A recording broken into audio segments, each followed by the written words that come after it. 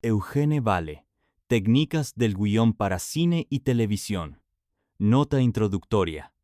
La extrema complejidad del hecho fílmico, donde se unen o contraponen los objetivos y las necesidades más diversas, determina que las publicaciones respectivas transiten igualmente objetivos y necesidades complejas y a menudo confusas para quienes desean ver con claridad cualquiera de los aspectos de la creación, la técnica o la industria cinematográficas y de televisión. Es común, por ejemplo, que los relatos cinematográficos se desdibujen con la acumulación de fechas y nombres, que el análisis de las realizaciones abunde en datos subjetivos o antojadizos, que las consideraciones acerca del guión se presten a generalizaciones o terminologías diversas, más aptas para pregonar la cultura de sus autores que para iluminar el entendimiento del lector. Y cuando se trata de las técnicas del guión, las contingencias de la anécdota impiden discernir con claridad el manejo de cada uno de los aspectos estructurales del relato, la interrelación de hechos y personajes, la raíz de los conflictos que llevan a la culminación y al desenlace.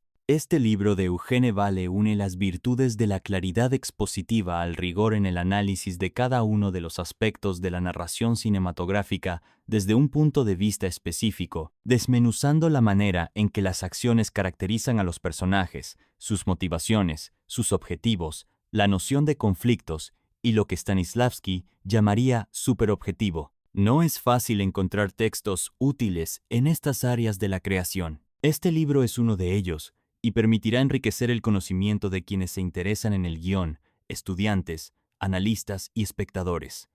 Algunas precisiones con respecto a la versión castellana. Los títulos de películas citados por el autor se han transcrito precedidos por los títulos con que fueron exhibidas en la Argentina, ante la imposibilidad de citar todas las variantes a las que la distribución cinematográfica se presta y que establece títulos diferentes aún en países del mismo idioma. El autor expone una redacción del guión que debe tomarse como una de las formas posibles.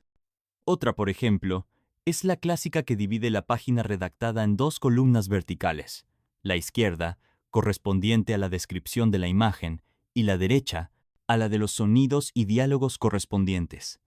El sentido que se da en el texto a la palabra drama no debe simplificarse como la referencia a un evento trágico, sino a la que el mismo Vale define cuando habla de la construcción dramática como la representación de los incidentes de la vida real según la forma específica del cine, y también los efectos de esa representación sobre el espectador. Simón Feldman. Introducción. El estimulante nuevo medio. En el siglo XX se inventó una nueva forma de narración, mediante una ingeniosa combinación de pequeñas piezas metálicas, cintas de celuloide, vidrio en forma de lentes y cables eléctricos. Se logró un adelanto tecnológico que llegaría a tener un increíble efecto sobre las mentes de millones de personas.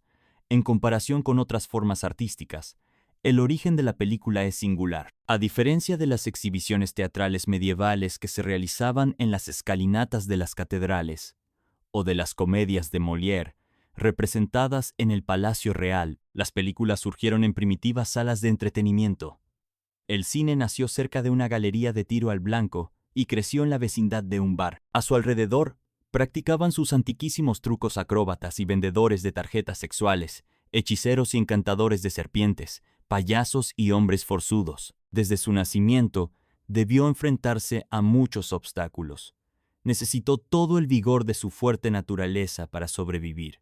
Y el cine hizo mucho más que meramente sobrevivir. A causa de su bajo origen, y seguramente solo por eso, fue al principio ignorado o despreciado por la élite cultivada que tenía a mano todas las demás formas de arte. Pero al poco tiempo ya no pudo ser ignorado. La risa en los cines baratos creció y creció llenando el ambiente. El cine se abrió camino con la fuerza elemental de una avalancha. En términos numéricos, pronto alcanzó el público más grande de todos los tiempos. En realidad, en la joven generación actual, el cine ha reemplazado ampliamente a la novela como la forma de relato en este siglo, y a lo largo del camino cosechó un fruto aún mayor: la televisión.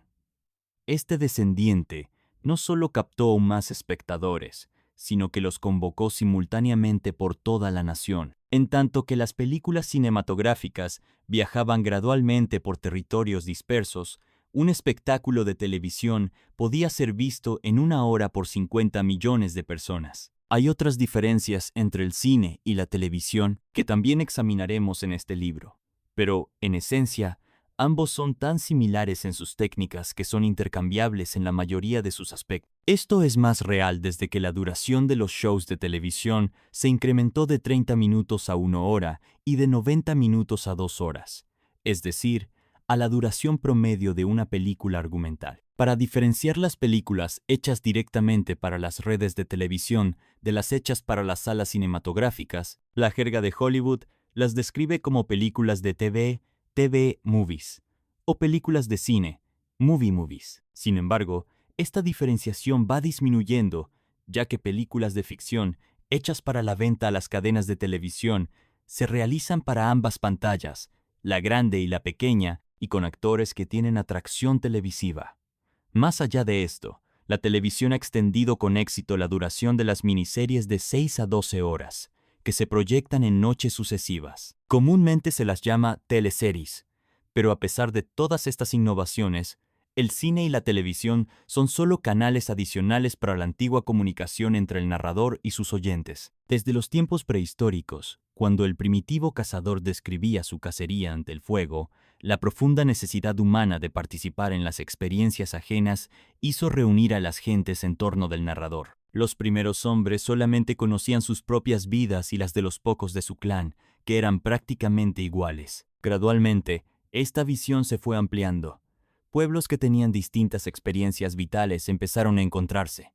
Deseosos de información sobre los otros, comenzaron a contar relatos. Escuchando las narraciones de los extraños, el individuo, limitado en lo temporal y en lo espacial, pudo enriquecer su propia experiencia. El deseo de vivir otra vida, o de superar los límites de la propia, creció en él. Casi desde sus inicios, se diversificó esta necesidad de ampliar el radio de una visión personal a un dominio aún mayor de existencia, ya que se comprobó que la palabra hablada no era el único modo de intercambiar información. La figura de barro de un jefe tribal también podía implicar un contenido significativo, y los espléndidos mamuts pintados en las paredes de las cuevas por nuestros remotos ancestros tienen, aún hoy, el poder de evocar acontecimientos largamente olvidados por el espectador contemporáneo. A medida que se fueron desarrollando nuevos modos de expresión, sus distintas características se fueron haciendo más evidentes. Se descubrió que cada forma artística tenía sus dificultades y posibilidades.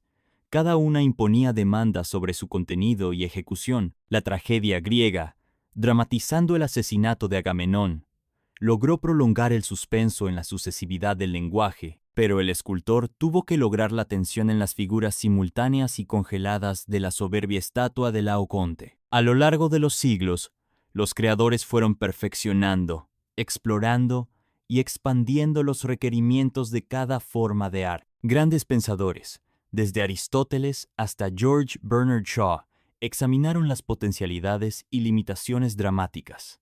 Por un lado, se reconocía que ciertos relatos se adaptaban mejor a un medio específico, y por el otro, que la narración debía efectuarse de formas distintas en los distintos medios. No es fácil explorar los requerimientos únicos de la forma fílmica.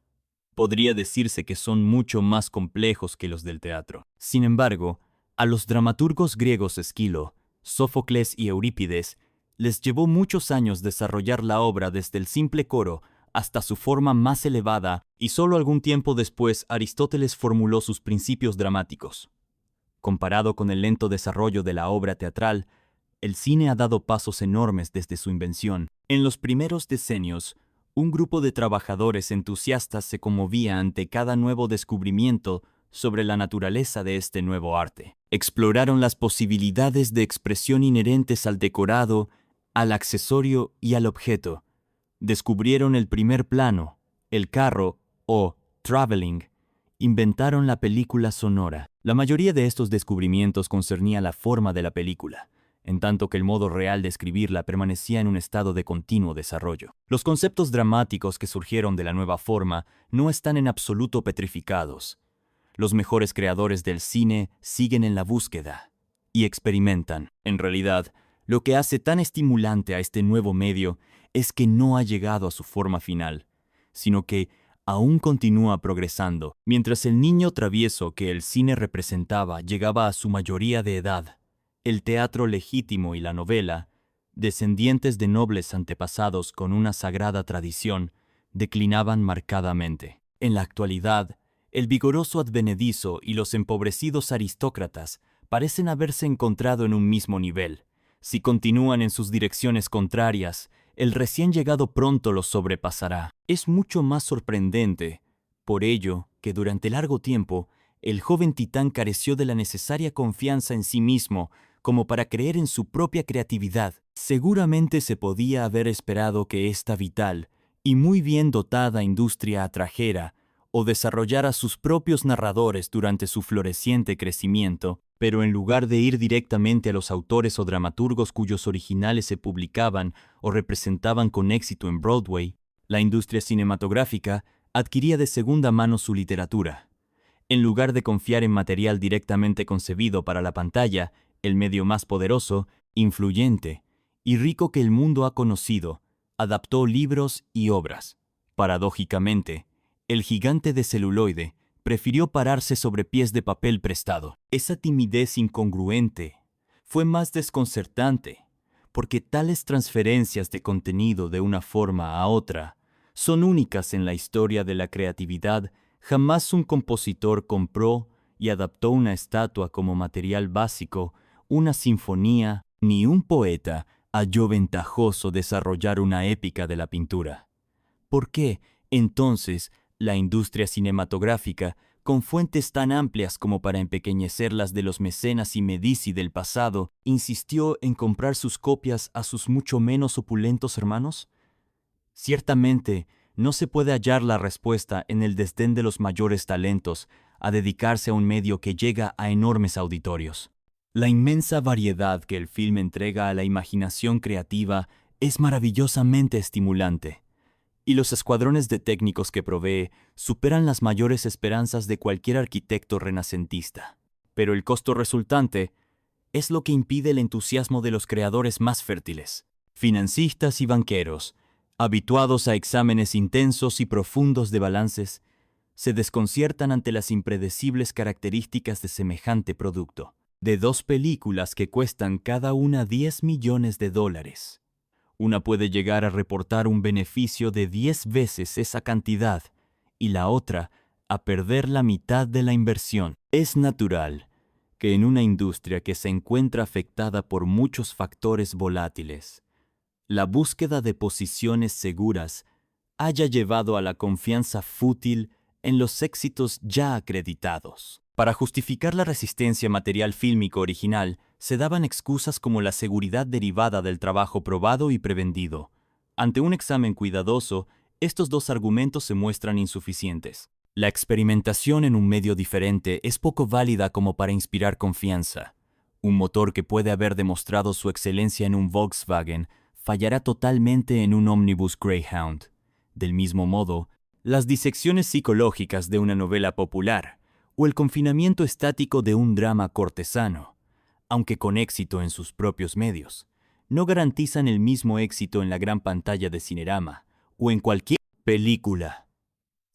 Como siempre entonces, las seguridades que busca a tientas esta industria, permanentemente amenazada de riesgo, se disuelven a la luz de la realidad, y sus ventajas ilusorias ya no pesan más que las de los originales para la pantalla, como para excluirlos de consideración. Muchas de las películas que han resultado más redituables han probado que el film basado en originales, escritos directamente para la pantalla, puede tener tanto éxito como los híbridos adaptados, incluso entre las producciones de alto costo.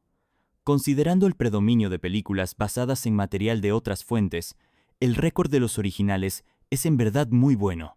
En todo caso, la disminuida provisión hallada en otros medios obliga a una mayor responsabilidad en los originales para la pantalla. La cantidad de producciones en Broadway, desde más de 200 en la década de 1920, se ha reducido sustancialmente, y los materiales no elaborados provistos por los libros, aunque no se ha reducido su cantidad, tienen menos temas a emplear, dada la abundancia de las antinovelas no anecdóticas. Ahora que el gigante de celuloide está empezando a confiar en su propia imaginación, el material escrito directamente para la pantalla tiene un mercado más amplio y el gran número de episodios televisivos demanda originales para alimentar el hambre voraz de las cadenas. Como resultado, la creatividad a la que no se apeló antes se verá atraída hacia estos medios increíblemente importantes, que logran audiencias de cientos de millones, precisamente porque el producto completo se destina a tales multitudes. Las dificultades de producción y las inseguridades acerca de la recepción por parte del público causan una inseguridad persistente entre los ejecutivos que pasan sus vidas trabajando con material que es más difícil de atrapar que el mercurio y más impredecible que el tiempo. De este modo, la industria se ve afligida por un incongruente complejo de inferioridad, a pesar de las fortunas invertidas en publicidad jactanciosa. En un momento de debilidad, un productor admitirá que las razones del éxito o fracaso de muchas películas son un misterio para él. Los ejecutivos pueden presentar cifras para probar que una pésima película ganó mucho dinero y que otra que había obtenido la aceptación general agoniza en las salas de barrio. Ante un cuestionario insistente, sin embargo, un director de estudio puede aceptar que algunas películas que ganan el consenso general también tienen éxito en las salas de barrio. En consecuencia, el secreto del éxito no radica en algunas apreciaciones superficiales de bueno o malo, sino en la dinámica interna del relato. Una película que parece pésima puede ocultar algunos secretos que la lleven al éxito. Y una película en apariencia maravillosa puede tener algunas deficiencias invisibles que contribuyan a su fracaso. Confundidos y preocupados, algunos productores se han resignado a que el éxito de una película sea cuestión de suerte. Consideran al cine un juego más riesgoso que la ruleta. Muchos escritores y directores están igualmente desconcertados por el extraño comportamiento de su labor. El tratamiento de una obra que se lee con facilidad puede presentar dificultades insuperables en su adaptación como guión. Una escena que se lee fácilmente puede verse muy mal al ser filmada. Es fácil comprender entonces al escritor de guiones que se abalanza sobre su productor, exclamando entusiasmado: «Tengo una idea, es una gran idea, y si no le gusta, no es exactamente lo que pienso». ¿Cuál es entonces la respuesta al enigma del éxito? ¿Se la puede descubrir con la experiencia? Al ser la película una nueva forma de arte, progresó mediante métodos experimentales. La industria se hizo camino a tientas. Cada película representó una votación.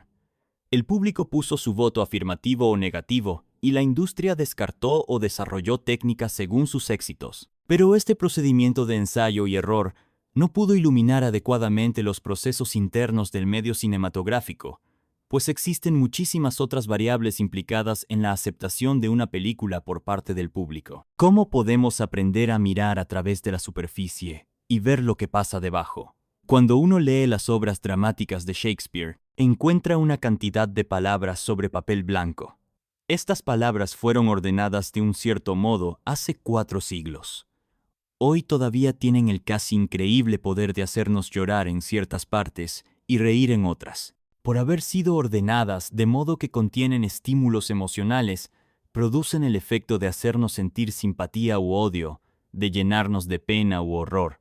Si semejante comunicación puede establecerse luego de cientos de años, si generaciones y generaciones de auditorios de distintas clases de gente pueden experimentar las mismas emociones, seguramente habrá leyes y reglas que posibiliten tan sorprendente hecho.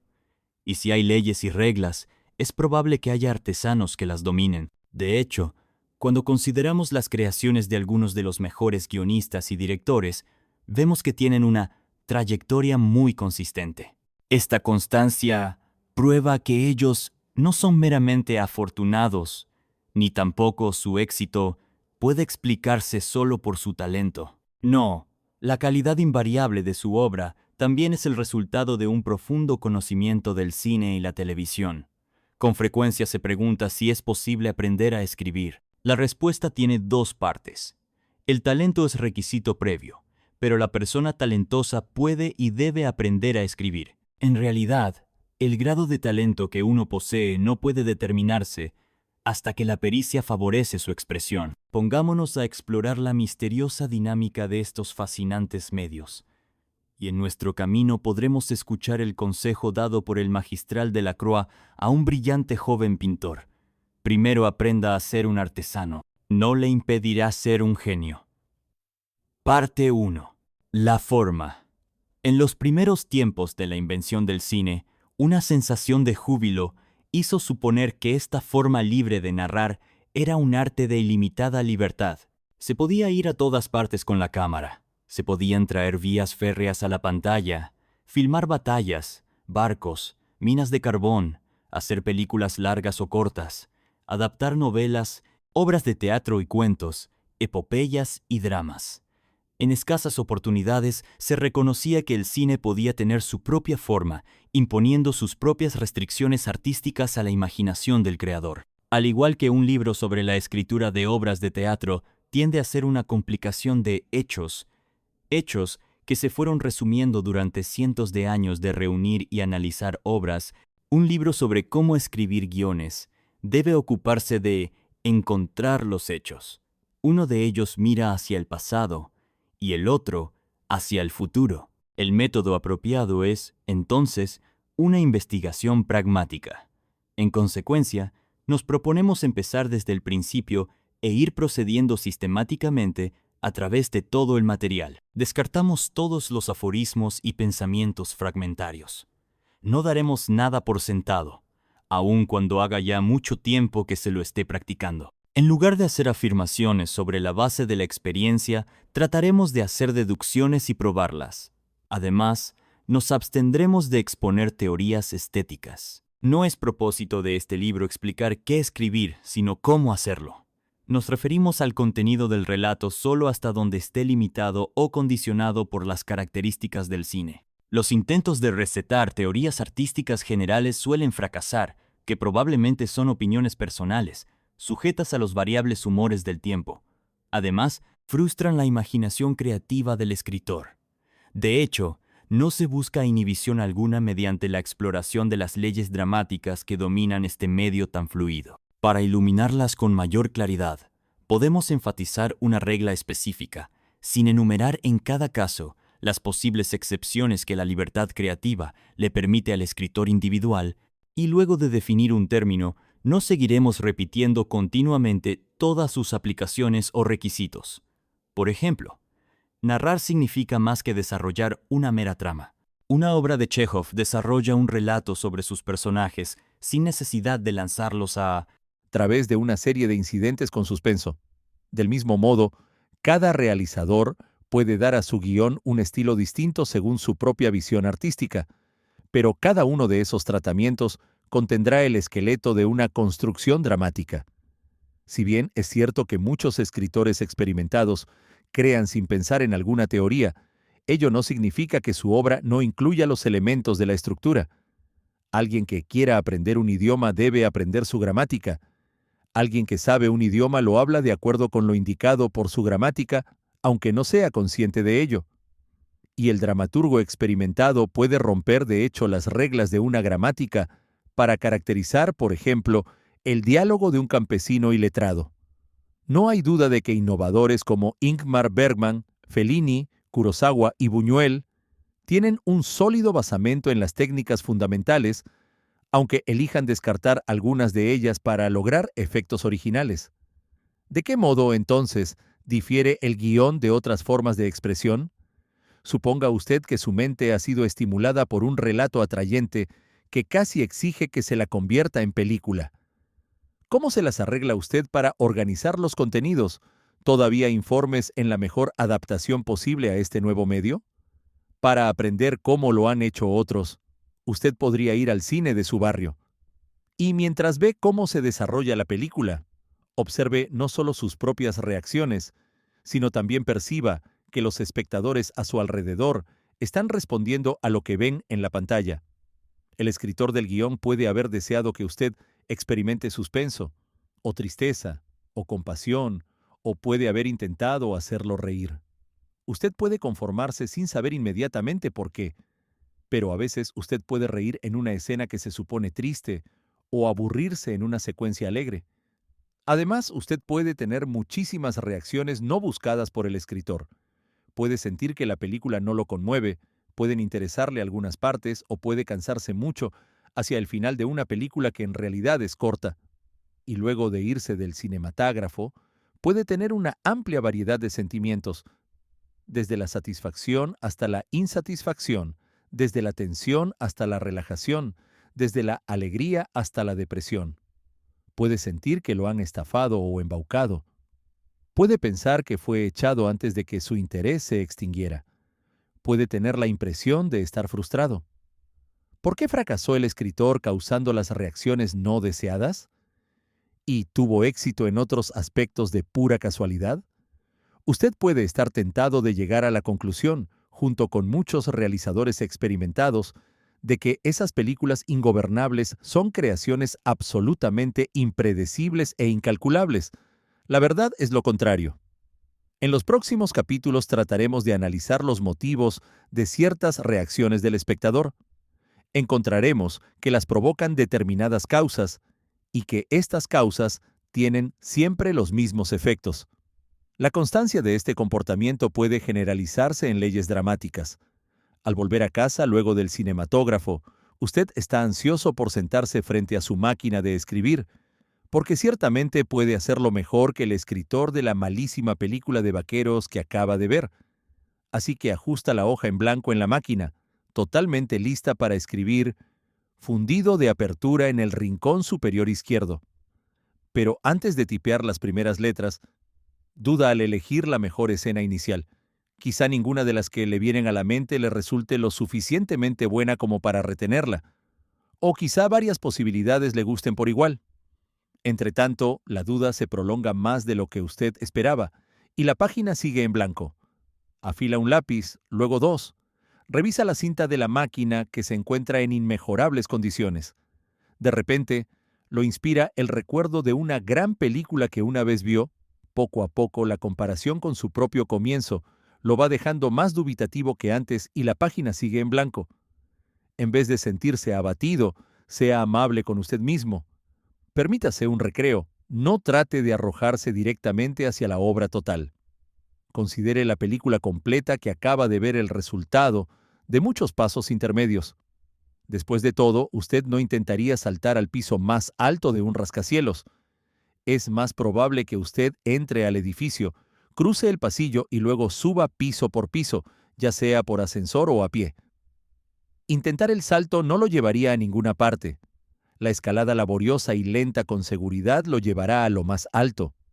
Usted puede permitir que la idea madure si no exige demasiado de usted mismo desde el comienzo.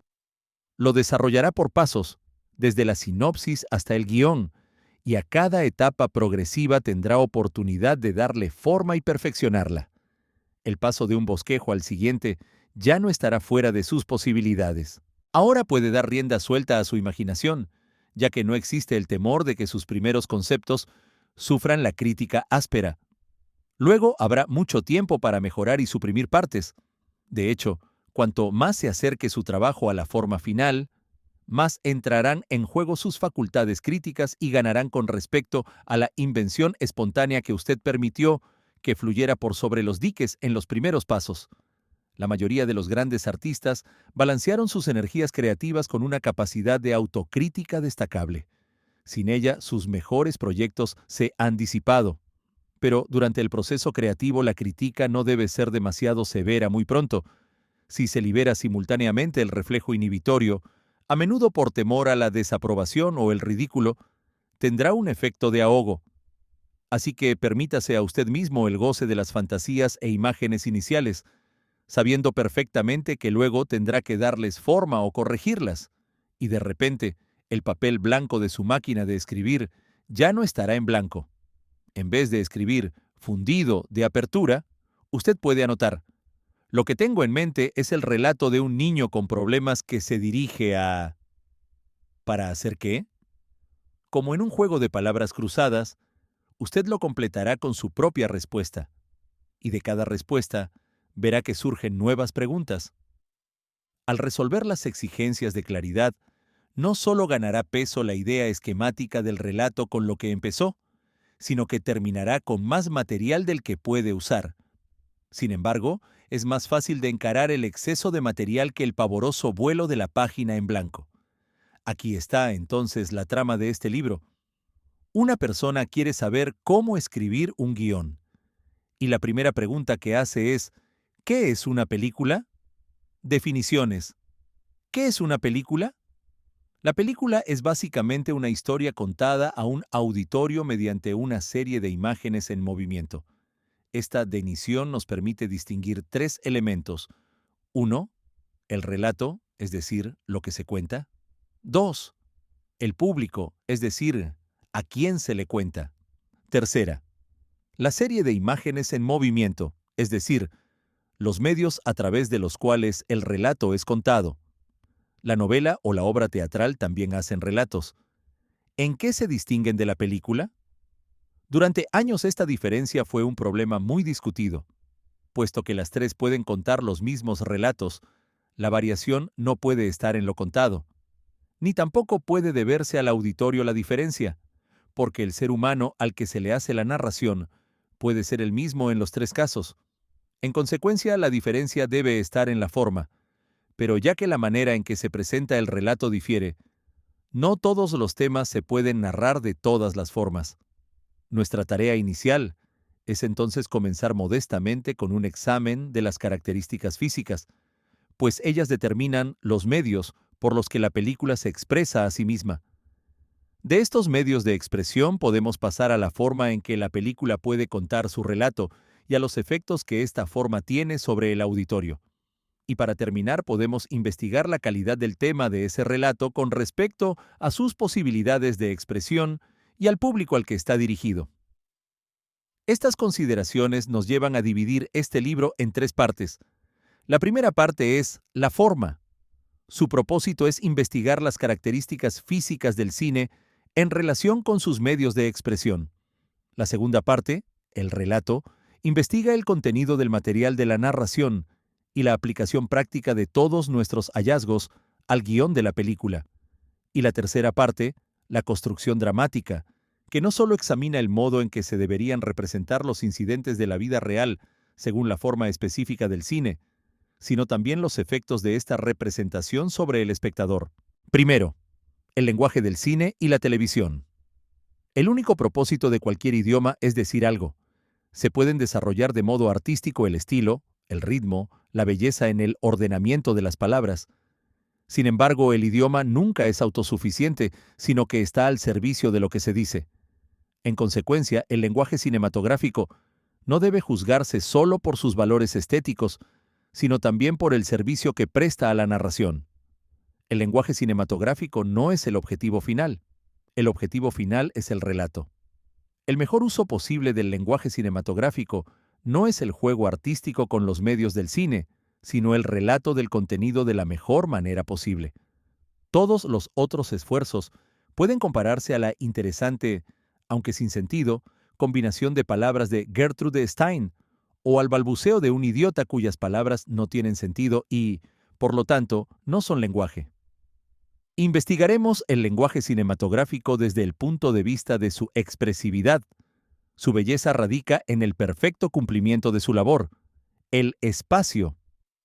Si tuviéramos que considerar la cinta de celuloide ignorando los hechos posteriores relacionados con las películas, hallaríamos que tiene una longitud definida. Podríamos pensar en desenrollar los rollos de películas y extender la cinta de celuloide en 2 kilómetros y... medio de camino. De esto deducimos el concepto de espacio, pues dentro de esta longitud limitada tenemos que contar la trama de la película. Podríamos pensar en ir recorriendo ida y vuelta el camino para ubicar nuestras escenas, acontecimientos, clímax y solución. La palabra espacio es apropiada para la película, ya que su longitud puede en verdad medirse con el metro. La novela no conoce la concepción de espacio en este sentido. Su historia puede contarse con menos limitación física. El autor puede terminar su trabajo cuando siente que lo ha dicho todo del mejor modo posible. Pero el teatro conoce la poderosa restricción que el espacio pone a su relato, porque la obra tiene un tiempo definido de representación. Exceptuando unas pocas películas extensas proyectadas con intervalo, La forma del cine nos limita a una longitud promedio de entre 2 y 3 metros de película desarrollados de 80 a 120 minutos. Si bien esto representa una variedad mayor que la permitida por los períodos exactos de la televisión, 30, 60, 90, 120 minutos, menos las asignaciones para los comerciales publicitarios, la limitación de espacio en el cine afecta de muchas formas a los aspectos creativos.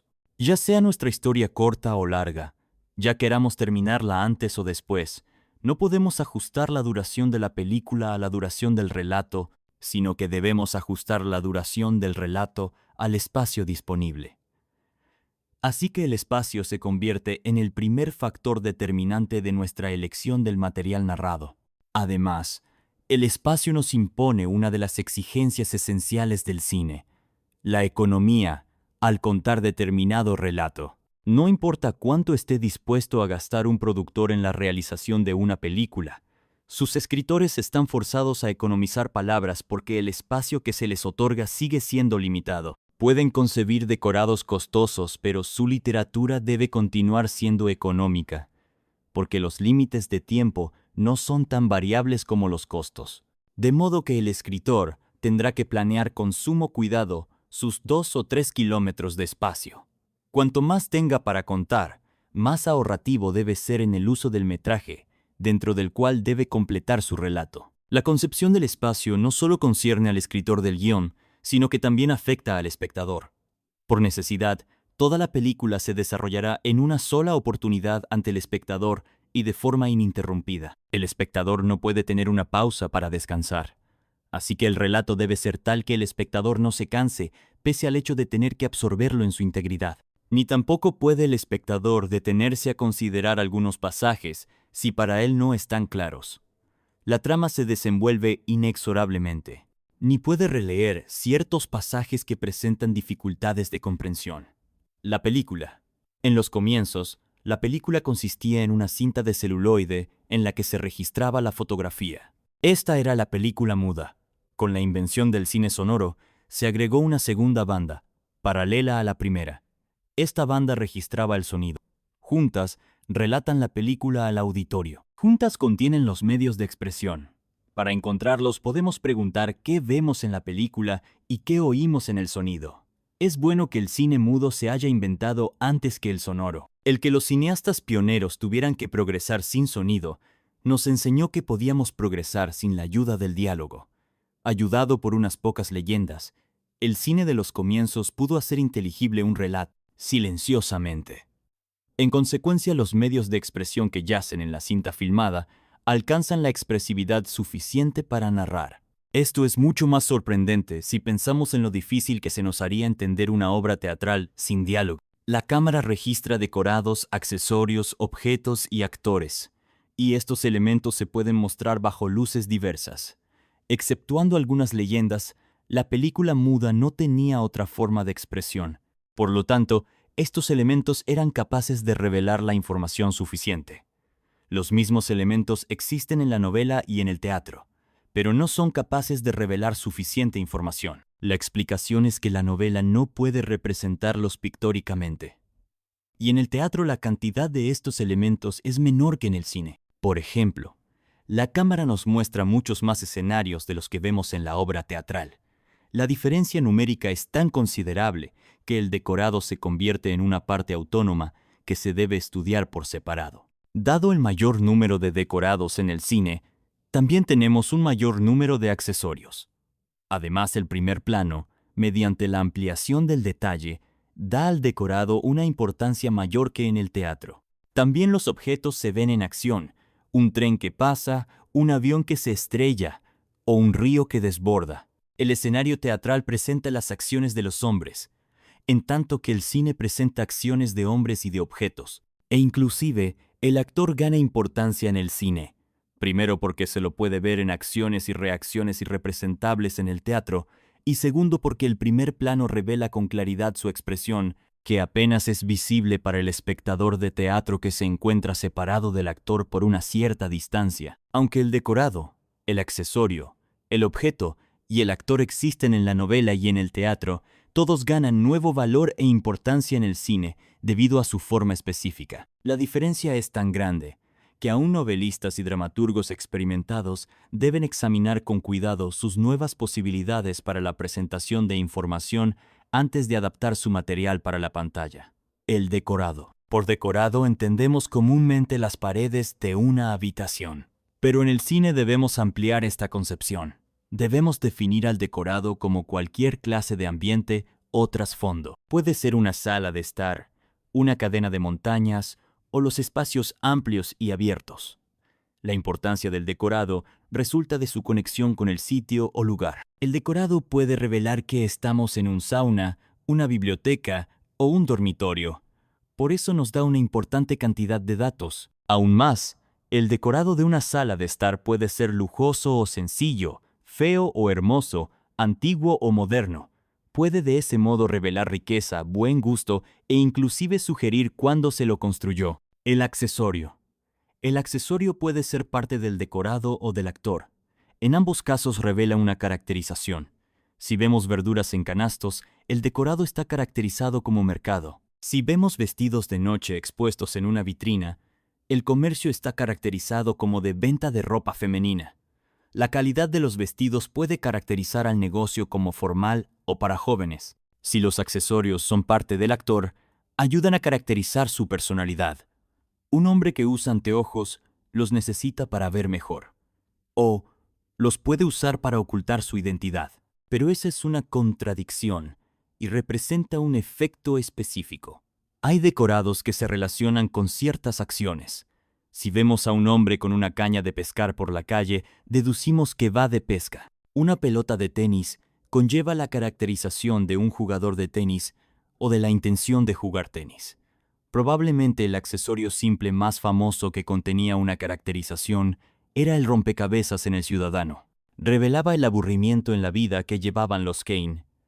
Es tentador decir que el accesorio en el cine toma el lugar del adjetivo en la novela. El novelista puede decir una mujer elegante. El guionista puede mostrarla en un abrigo de visón. El novelista puede decir un cuarto desordenado. El guionista puede mostrar las vacías en el suelo. El objeto. La diferencia entre objeto y accesorio no debe definirse con demasiada estrictez. Ambos son cosas sin vida, pero podemos decir que el objeto tiene la posibilidad de la acción. Podemos considerar un automóvil, un aeroplano, una embarcación, un volcán, un torrente y hasta una nube de lluvia como objetos capaces de acción. Esta potencialidad es importante. Es suficiente para nosotros ver que un hombre toma una pistola de su cajón para entender su intención de matar a alguien. Pero más allá de esto, se le puede adjudicar carga dramática y hasta emocional a un objeto. Por ejemplo, un oficial de policía pierde su arma a manos de un asesino por su propia culpa. Subsecuentemente, su compañero es asesinado con esa misma arma. La identidad del arma motiva poderosamente el sentimiento de culpa del oficial. El actor. El aspecto del actor ya revela una caracterización. Puede parecer un villano o una persona amable, un intelectual o un débil mental. Más allá de esta caracterización constante, el actor puede expresar humores cambiantes y momentáneos. Por ejemplo, furia, pena, resignación, sumisión, amor, celos o fatiga. A veces tales expresiones nos hacen entender un hecho que sucedió antes o una intención que el actor está por llevar a cabo. A veces puede ser suficiente mostrar la reacción del actor. Un primer plano de un hombre que ve a su rival besar a la heroína es suficiente para exponer un conflicto dramático de importancia. Si su expresión de pena se torna resignada, sabemos que piensa renunciar a la mujer. Si se torna celosa, sabemos que piensa luchar por ella. Aunque el vestuario de un actor podría considerarse un accesorio, se lo debe mencionar aquí por todo lo que agrega a la caracterización. Consideremos la información que implica un guardapolvo de médico, un uniforme de la Cruz Roja, uno del Ejército de Salvación. Pero el traje de civil también provee información. Puede ser caro, elegante, descuidado, pobre, sucio o mal hecho. Puede ser de noche, deportivo o de trabajo. Puede ser moderno o de moda. Además, Un vestido elegante puede estar roto, un saco desabotonado, un cuello abierto. Junto con otros datos, tal vestido puede resumir todo un suceso. La iluminación. La iluminación puede decirnos si amanece, si es pleno día, el crepúsculo o la noche. Las distintas horas del día tienen distintos efectos sobre nosotros, como veremos en el capítulo sobre el tiempo. Un cambio en la iluminación puede indicar que se ha abierto una puerta o un postigo de ventana. Puede indicar que se ha encendido una luz. Puede indicar que se acerca un automóvil con las luces encendidas o que un reflector seguidor se dirige a una persona. La iluminación es de máxima importancia para transmitir el carácter de una película, pero solo puede revelar una cantidad limitada de información directa del relato. Sonido. No deberíamos considerar la invención del cine sonoro como una revolución importante, sino simplemente como un agregado a los medios de expresión ya existentes. La función vital del sonido, eclipsando todas sus otras aplicaciones, radica en el diálogo. El diálogo. La posibilidad de dejar hablar a los actores pareció igualar al cine y al teatro. Pero el diálogo tiene en el cine papel y valores distintos. Uno puede leer diálogo de una obra teatral y entender toda la acción sin necesidad de otras explicaciones. Pero uno no podría limitarse a leer el diálogo de un guión si quisiera entender los hechos. La diferencia es que el diálogo en el teatro es el principal medio de expresión, en tanto que en el cine comparte su papel como fuente de información con todos los otros elementos que fueron mencionados antes y que aún se deben investigar. Esto hace surgir la pregunta de cuán grande debería ser la parte del diálogo al hacer el relato. Poco después de que se abriera este nuevo campo hubo grandes disputas entre los realizadores en lo que respecta al uso del diálogo. Se invocaron ambos extremos. Máxima limitación del diálogo o pleno uso de él, como en el teatro. La gente habla en la vida real y por lo tanto debe hablar en el cine. No tendría sentido desdeñar el uso del diálogo, pero se lo debe ubicar en su lugar dentro del marco general. Dos consideraciones nos ayudarán a determinar su función. Debemos comprender que el diálogo es definitivamente el modo más fácil de exponer hechos. Es la fuente de información más sencilla para el escritor perezoso. Por ello está tentado a exagerar su uso y descuidar los otros elementos. Esto lo lleva a un extremo, y como extremo que es, se lo debe evitar. Aunque el diálogo es el modo más simple para un escritor de transmitir hechos, no es el modo más fácil para que el espectador los reciba. La palabra hablada es difícil de absorber. Cada orador y cada oyente de discursos públicos y cada alumno de escuela sabe cuán cansador es escuchar una larga alocución. El poder de concentración pronto se diluye. El diálogo es más interesante que la alocución larga. En tanto dos personas están hablando, cuanto más rápido cambia el diálogo de uno al otro, mejor se evita la monotonía. Pero aún así, la capacidad de absorber por el oído es limitada. Por eso, aunque es una tentadora forma de exponer la información de parte del escritor, también es peligrosa, porque el auditorio puede cansarse y rehusarse a entender. Una imagen vale lo que 1000 palabras. Es una peculiaridad de la mente humana moderna, la fascinación por el efecto visual en tanto crece el cansancio de oír. Las impresiones que exhibimos por el ojo tienen un poder casi hipnótico sobre nosotros. Es fácil para un espectador irse durante una locución, y también hacerlo durante una representación teatral, pero es difícil sacarlo de una sala de cine aunque la película sea mala. Por esta razón, puede ser sensato que el escritor dependa más de las fuentes visuales de información que del diálogo. Demóstenes, que tartamudeaba, aprendió a hablar poniendo guijarros en su boca. El escritor que quiera aprender a usar el diálogo en el cine debe tratar de hacer el relato comprensible sin palabras. Así aprenderá a manejar hasta su máxima posibilidad los otros medios de expresión. Luego puede imponerse a sí mismo esta regla. Se debe usar el diálogo cuando todos los otros medios de expresión hayan sido agotados y ya no puedan contribuir. El diálogo debe ser el último recurso. Entonces estará en su debido lugar. Además, hay una consideración muy práctica que impone máxima economía de diálogo. Los auditorios de países extranjeros en los que se hablen otros idiomas se aburrirán con las películas exageradamente habladas. El ruido ambiente. El diálogo no es la única función del sonido. Hay otra, a la que podemos llamar ruido ambiente. Cualquier clase de acción se acompaña con alguna clase de ruido. No sería posible disparar una pistola en la pantalla sin oír el ruido del disparo. No sería posible ver un tren sin oír el ruido de las ruedas sobre los rieles. Esto no es en sí interesante porque es obvio. Podemos deducir la acción que lo produce. El ruido de un disparo es lo suficientemente distintivo. No necesitamos ver el arma. El ruido de los vagones de un tren es suficiente para hacernos sentir que está pasando un tren sin mostrarlo. El ruido no solo acompaña a la película, sino que tiene vida e importancia propias. Debemos tener en cuenta que el campo de la imagen es limitado. Sin embargo, el sonido, al ser independiente, puede y debe proporcionar información más allá de ese campo. En este sentido, es valioso el ruido. Nos dice más de lo que podemos ver. Para dar un ejemplo simple, una actriz camina del escenario a su camarín. Solo se ve el corredor por el que ella camina, pero oímos el ruido del aplauso. Este ruido implica un público entusiasmado. El ruido disminuye y vuelve a aumentar a intervalos. ¿Qué otra cosa podría exponer que el subir y bajar del telón? Nuestro propósito inmediato es mostrar a la actriz yendo a su camarín. Pero sin perder tiempo ni realizar esfuerzos especiales, podemos proporcionar una gran cantidad de información.